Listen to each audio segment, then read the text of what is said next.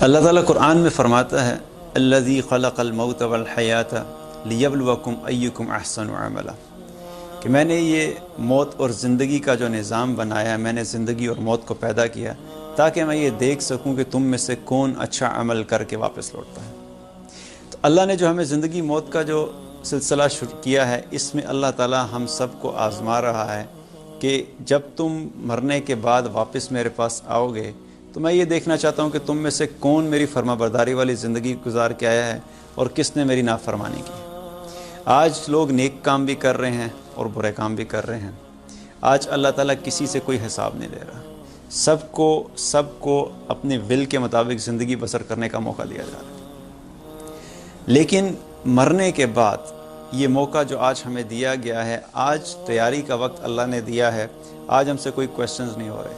کل جب زندگی کا سلسلہ ختم ہو جائے گا اور موت آ جائے گی اور قبر میں ڈال دیا جائے گا، وہاں پر تیاری کا وقت ختم ہو جائے گا اور سوال جواب کا سلسلہ شروع ہو جائے گا، اور اس امتحان کا رزلٹ قیامت کے دن اللہ تعالیٰ الٹیمیٹلی ہمیں کھول کے دکھا دے گا۔ حدیث میں آتا ہے، نبی صلی اللہ علیہ وسلم نے فرمایا کہ جب میت کو قبر میں دفنا دیا جاتا ہے تو اس کے خاندان والے اس کو بھی دفنانے کے بعد کچھ قدم ہی واپس جاتے ہیں تو اس کے پاس حساب کتاب کے لیے منکر نکیر آ جاتے ہیں۔ اس سے سوال جواب کرنے کے لیے دو فرشتے آ جاتے ہیں، منکر نکیر۔ اب یہ دو فرشتے کیسے ہیں؟ ان کا حلیہ نبی صلی اللہ علیہ وسلم نے حدیث میں بیان فرمایا، ملکان اسودان، یہ وہ دو فرشتے ہیں سیاہ رنگ کے، ان کا رنگ سیاہ ہے، اور ان کی آنکھیں کیسی ہیں، کس رنگ کی ہیں؟ ازرقان، ان کی آنکھیں نیلے رنگ کی ان کی آنکھیں ہیں، اور آنکھوں کا سائز کیا ہے؟ مثل قدور النحاس، سائز کیا فرمایا کہ ایسے ہے کہ جیسے تانبے کے بڑے بڑے دیگچے ہوتے ہیں، ان کی آنکھوں کا سائز اس طرح بڑا آنکھوں کا سائز ایک بہت بڑا تانبے کے دیگچے کی طرح ہے۔ اور ان کے دانت کیسے ہیں؟ مثل سیاس البقر، کہ گائے کے جو سینگ ہوتے ہیں، جیسے گائے کے سینگ پوائنٹڈ ہوتے ہیں، اس طرح کے ان کے دانت ہیں۔ ان کی آواز کیسی ہے؟ مثل الرعد، اور ایک کڑکدار گرجدار بجلی کی طرح ان کی آواز ہوگی۔ اور ان کے دانتوں کا سائز کیا فرمایا؟ ان کے دانتوں کا سائز اتنا لمبا ہے کہ یہ زمین میں گڑھے ہوئے ہوں گے، اور جب یہ میت کے پاس چلتے ہوئے آئیں گے، یہ دانت ان کے زمین میں گڑھے ہوئے ہوں گے، بال ان کے لمبے، اور ان اپنے بالوں سے زمین کو رونتے ہوئے آئیں گے، اور اس حالت میں آئیں گے، سیاہ رنگ کے فرشتے، نیلے رنگ کی آنکھیں، بڑی بڑی آنکھیں، اور دانت لمبے اور بال لمبے۔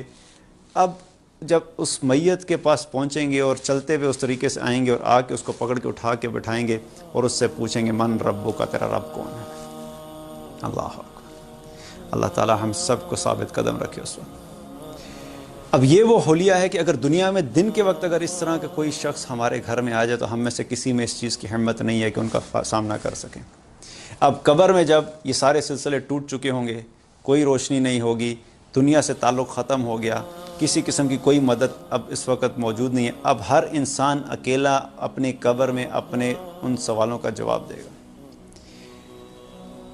جب یہ سارے احوال قبر کے نبی صلی اللہ علیہ وسلم نے صحابہ کے سامنے بیان فرمائے، پہلا سوال اس سے کیا کریں گے؟ من ربک، تیرا رب کون ہے؟ دوسرا سوال اس سے کیا کریں گے؟ من نبیک، تیرا نبی کون ہے؟ تیسرا سوال اس سے کیا ہوگا؟ ما دینک، تیرا دین کیا ہے؟ اب آج اگر دنیا میں ہم سے کوئی یہ سوال پوچھے تو ہمیں اپیرنٹلی لگتا ہے کہ وہ ان کے بہت آسان جواب ہیں۔ کوئی ہم سے پوچھے تمہارا رب کون ہے تو ہم کہہ دیں گے ربی اللہ، میرا رب اللہ ہے۔ کوئی ہم سے یہ سوال پوچھے کہ تمہارا نبی کون ہے تو نبی صلی اللہ علیہ وسلم کے بارے میں بتا دیں کہ محمد رسول اللہ صلی اللہ علیہ وسلم۔ اور اگر کوئی یہ سوال پوچھے کہ تمہارا دین کیا ہے تو ہم کہیں ہمارا دین اسلام ہے۔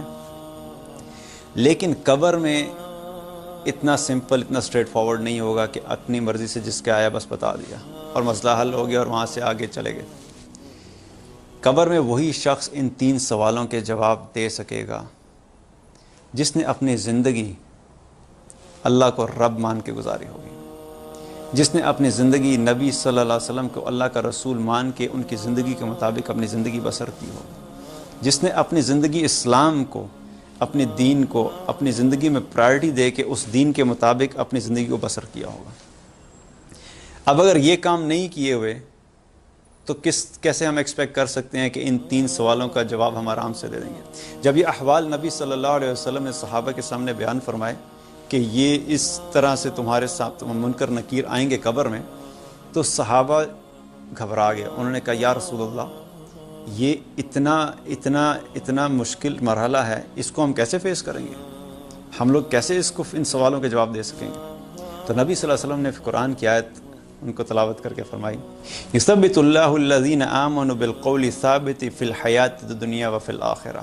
اللہ تعالیٰ اہل ایمان کو کلمے کی برکت سے، کلمے پہ قائم رہنے کی وجہ سے دنیا میں بھی ثابت قدم رکھتا ہے اور آخرت میں بھی ثابت قدم رکھے گا. یہ کلمہ توحید ایسا ہے کہ جو شخص اپنی زندگی کلمہ توحید کے مطابق بسر کرے گا، اللہ تعالیٰ اس کو دنیا میں بھی ثابت قدم رکھے گا اور آخرت میں بھی ثابت قدم رکھے گا. حضرت عائشہ رضی اللہ تعالیٰ عنہ نے بھی جب نبی صلی اللہ علیہ وسلم سے یہی پوچھا کہ یا رسول اللہ، میں تو عورت ہوں، میں تو بڑی کمزور ہوں، تو میں ان کا سامنا کیسے کر سکوں گی؟ ان کو بھی نبی صلی اللہ علیہ وسلم نے یہی فرمایا کہ یہ کلمہ توحید اہل ایمان کو دنیا میں بھی ثابت قدم رکھے گا اور آخرت میں بھی ثابت قدم رکھے گا. اب یہ سوالوں کا سلسلہ جب ہو جائے گا تو ایک وہ شخص ہوگا جو ان کا صحیح جواب دے دے گا، اور ایک وہ ہوگا جو ناکام ہو جائے گا. جو شخص صحیح جواب دے دے گا، منکر نکیر اس سے چوتھا سوال بھی کریں گے.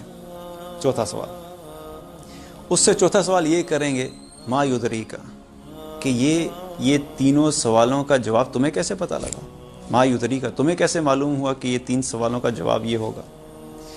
تو اب وہ جو آگے سے جواب دے گا وہ اتنا امپورٹنٹ ہے کہ اس جواب میں ہمارے لیے اس چیز کا آنسر ہے کہ ہمیں وہ کیا چیز کر کے اس دنیا سے جاننا چاہیے کہ ہم قبر میں اللہ تعالیٰ کی مدد اور اللہ تعالیٰ کی رحمت سے ثابت قدم رہ سکیں اور ان 3 سوالوں کا جواب صحیح طریقے سے دے سکیں. جب اس سے وہ پوچھیں گے کہ تمہیں یہ کیسے پتہ لگا، تو وہ آگے سے ان کو کیا جواب دے گا؟ قرأت کتاب اللہ وآمنت بہ وصدقت. میں اللہ کی کتاب پڑھا کرتا تھا، میں اس پہ ایمان لایا تھا اور میں نے اس کی تصدیق کی تھی. میں اس کتاب کو امپورٹنس دیتا تھا. مجھے اس بات کا یقین تھا کہ میرا جو حساب کتاب ہونے والا ہے وہ اللہ تعالیٰ نے اس کتاب کو مجھے اس لیے دیا ہے کہ میں اس کو پڑھ کے اس کے سمجھوں، اور اس میں اللہ نے مجھ سے جو کچھ کرنے کا کہا ہے وہ سب کروں، اور جن چیزوں سے رکنے کا کہا ہے میں ان سب سے رکوں. مجھے اس چیز کا یقین تھا، اس لیے میں اس کتاب کے مطابق اپنی تیاری کر کے آیا تھا. یہ وہ وجہ ہے کہ اس لیے مجھے آج ان 3 سوالوں کے جواب پتہ ہے. اس میں کوئی شک نہیں کہ جب تک اللہ کی رحمت کسی انسان کے ساتھ نہیں ہوگی اس کا کوئی جواب نہیں دیتا. لیکن یہ وہ کام ہے جو کہ حدیث میں آتا ہے کہ وہ شخص فرمائے گا کہ میں قرآن پڑھا کرتا تھا، اس کے مطابق میں اس پہ ایمان لایا تھا، اس کی تصدیق کی تھی، اور اس کے مطابق میں اپنی زندگی بسر کیا کرتا تھا، اس لیے میں آج ان سوالوں کا جواب دے سکتا.